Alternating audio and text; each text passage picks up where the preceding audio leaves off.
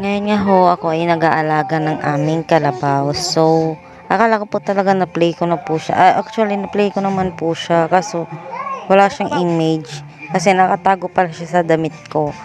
Gawa nga nag-aalaga nga pa ako ng kalabaw. Kinuha ko po yung tali dyan.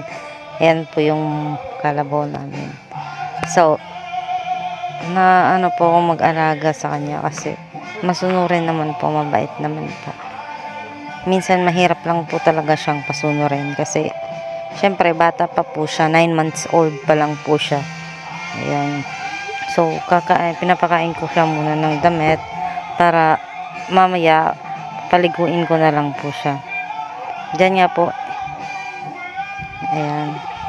Ganun talaga mga kabuhay bukid.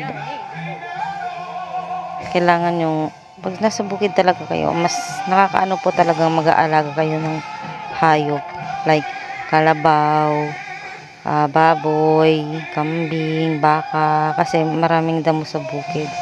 Kasi advantage din po kasi ng pag nag-aalaga ka ng kalabaw is wala ka nang bibiling feeds. Talagang mag-aalaga ka lang talaga, tsaka samahan mo ng sipag, tiyaga, araw-araw.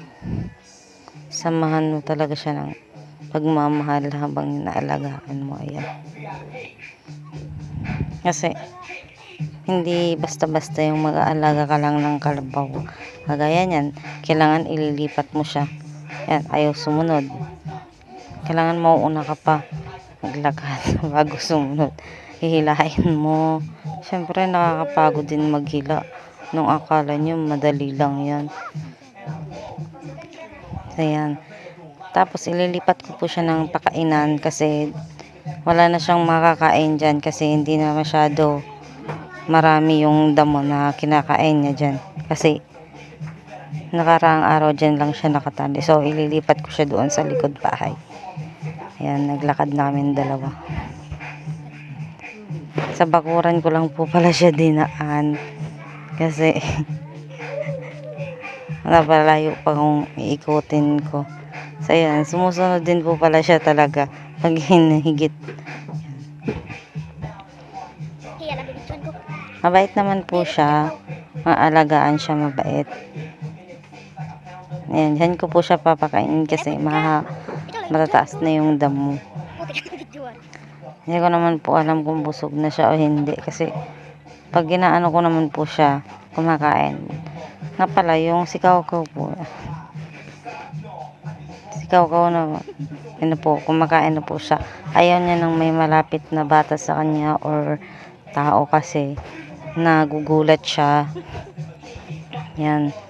Nayaan ko lang muna siyang kumain.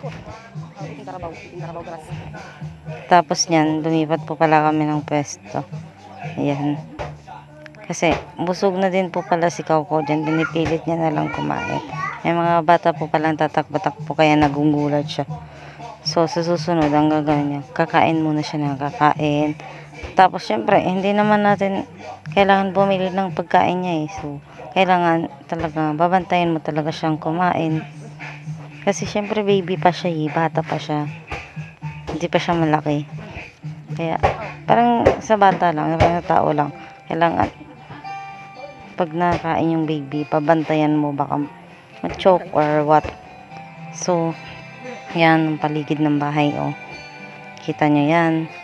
Diba na napaka-fresh talaga kasi bukid na siya. Yes, napaka-fresh talaga Jenny, mami. So, dyan, maglalakad na po siya. Papunta na po siya. Maglalakad na po siya kasi naiinitan na po siya at nauuhaw.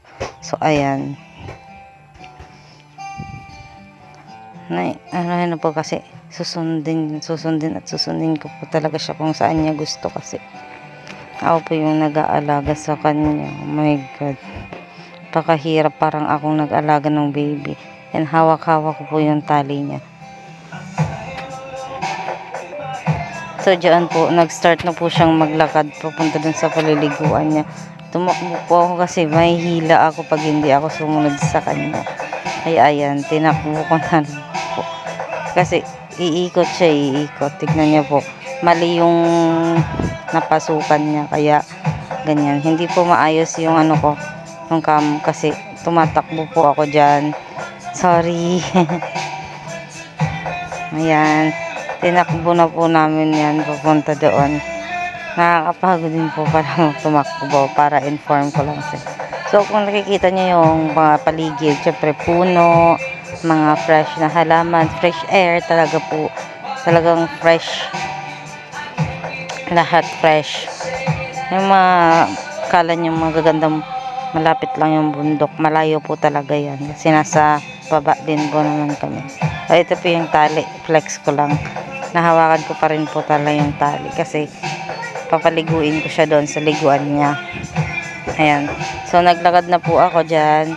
Punta doon sa liguan niya. Kasi papaliguin ko na siya.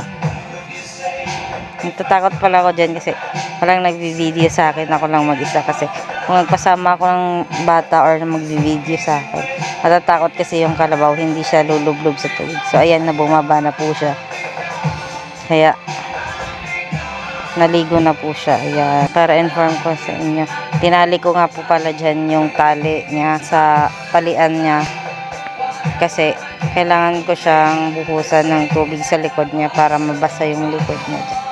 So, ayan. Hanggang dito lang po muna. Thank you. Flex ko lang si Kaukaw. Bye!